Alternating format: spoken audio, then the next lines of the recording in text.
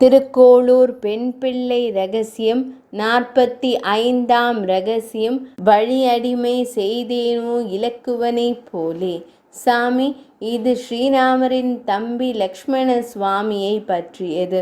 ஆதிசேஷன் எப்படி பெருமாளுக்கு எல்லா விதத்திலும் தொண்டு புரிகிறாரோ அதே போல் லக்ஷ்மண சுவாமி என்று ஆரம்பித்தாள் அந்த சின்ன பெண். அந்த சின்ன பெண்ணை நோக்கி உடையவர் புன்னகையுடன், குடை முதலானது ஆனேனோ அனந்தாழ்வானை போலே நினைவு இருக்கிறது குழந்தாய் என்று கேட்க ஆரம்பித்தார். சாமி, நீங்கள் லக்ஷ்மண சுவாமி என்றால் தொண்டன் என்ற அடையாளம் என்று சொன்னீர்கள். செல்வம் என்றால் பணம், நகை, வீடு, வாசல் போன்றவை. சிறுவயது முதலே லக்ஷ்மண சுவாமிக்கு ஏகப்பட்ட செல்வங்கள் வைத்திருந்தார். ஸ்ரீராமரின் தொண்டுதான் லக்ஷ்மண சுவாமிக்கு செல்வம். அண்ணனாகிய ராமபிரான் எதை எப்போது விரும்புவார் என்று தம்பியாராகிய லக்ஷ்மண சுவாமிக்கு தெரியும். மனதால், சொல்லால், சரீரத்தால் தொண்டுகள் பல புரிந்தார் தனது தமையனாருக்கு. ஸ்ரீராமபிரான் பிறந்தவுடன் தொட்டிலில் இருந்த குழந்தை ராமபிரான் தூங்கவே இல்லை. ஒரே அழுகை. எதனால் அழுகிறது என்று அங்கே இருப்பவர்களுக்கு தெரியவில்லை. பால் புகட்டியும் அழுகை நிற்கவில்லை. ஜோஜோ என்று தாலாட்டு பாடி தொட்டிலை ஆட்டிவிட்டார்கள். அழுகை அதிகமானது. 90 வயது கிழவி வந்து குடல் தட்டினாள். மருந்து கொடுத்தார்கள். சுமந்திரர் மாந்திரீகர்களை அழைத்து வந்து மந்திரித்தார்கள். எதற்கும் அழுகை நிற்கவில்லை. கடைசியாக குரு வசிஷ்டரிடம் சென்று முறையிட வசிஷ்ட முனிவர் ராமபிரானை லக்ஷ்மண சுவாமியுடன் ஒரே தொட்டிலில் விடச் சொல்லும் என்றார். முனிவர் கூறியது போலவே செய்தார்கள். அவ்வளவுதான். அழுகை முழுவதுமாக நின்றது. குழந்தை தூங்கும்போது தனக்கு பிடித்தவற்றை கட்டி கொண்டு தூங்கும். அதுபோல ஸ்ரீ ராமபிரான் எப்பொழுதும் இளைய பெருமாளை கட்டி கொண்டுதான் தூங்குவாராம். கட்டி கொண்டால்தான் தூக்கம் வருமாம். ஸ்ரீ ராமபிரான் வேட்டைக்கு குதிரையில் செல்லும் போது லக்ஷ்மண சுவாமி மற்றொரு குதிரையில் வில்லேந்தி பின் தொடர்வார். ஸ்ரீராமருடைய வீரமும் ஆற்றலும் எல்லோருக்கும் தெரியும். இருந்தாலும் ஒரு தாய்க்கு தன் பிள்ளையுடன் எந்த வயதிலும் ஒரு பரிவு இருக்கும்.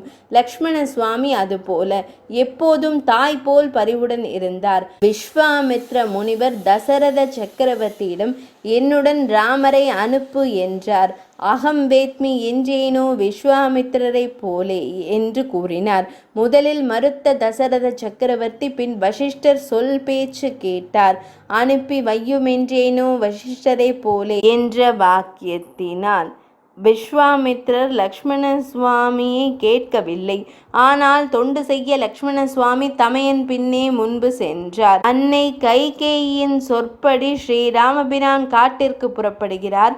அப்போது ஸ்ரீராமர் லக்ஷ்மணனை அயோத்தியில் ராஜ்யத்தை பார்த்துக்கொள் என்கிறார்.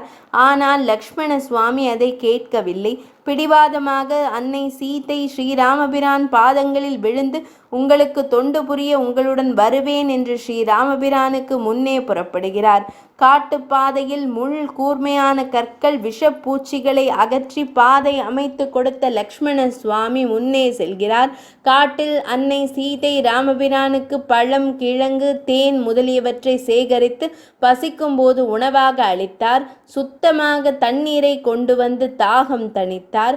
பல இடங்களிலும் நடப்பதினால் பாதத்தை தாமரை இலைகளில் தண்ணீரை எடுத்து வந்து அலம்பினார். மர உரிகளை துவைத்து அதை சுத்தம் செய்து வைத்தார்.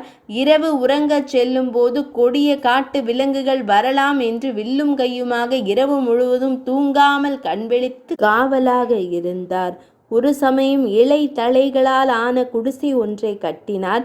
அதை பார்த்ததும் ஸ்ரீராமபிரான் மகிழ்ந்தார். மிக மகிழ்ந்தார். மிக மிக மகிழ்ந்தார். லக்ஷ்மணா, நான் மனதில் என்ன நினைத்திருந்தேனோ அதை போலவே நீ கட்டியிருக்கிறாய் என்று தம்பியை இருக்க கட்டி கொண்டார்.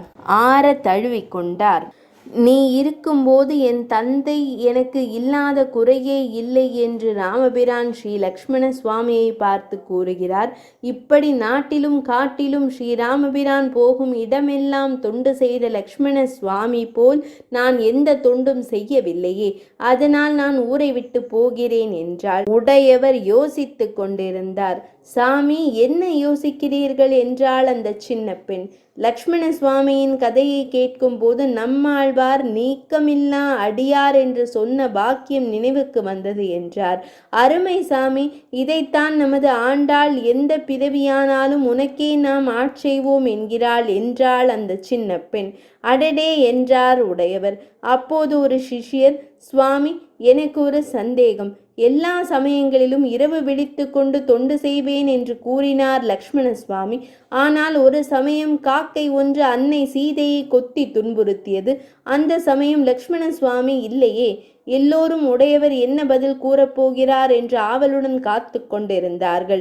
உடையவர் புன்னகையுடன், அன்னை சீத்தை ஸ்ரீ ராமபிரானுடைய கருணை உள்ளம், அதனால் தானே நமக்கு தெரிந்தது. இந்த கருணை உள்ளத்தை உலகிற்கு காட்டுவதற்காக லக்ஷ்மண சுவாமி அப்போது இல்லாத சூழ்நிலையை ஏற்படுத்தினார் ஸ்ரீ ராமபிரான். ஸ்ரீராமரின் மனதை நன்கு அறிந்தவர் லக்ஷ்மண சுவாமி என்றார். அந்த சிஷ்யர் விடவில்லை. சுவாமி, அப்படி என்றால் பரதன் வரும் பொழுது உங்களை கொல்வதற்கு வருகிறான் என்று நினைக்கிறேன்.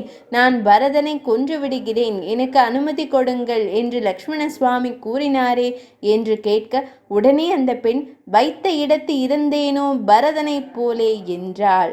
உடையவர், ராமாயணம் இன்னும் முடியவில்லை போலே என்றார். 45ஆம் ரகசியம் நிறைவடைந்தது.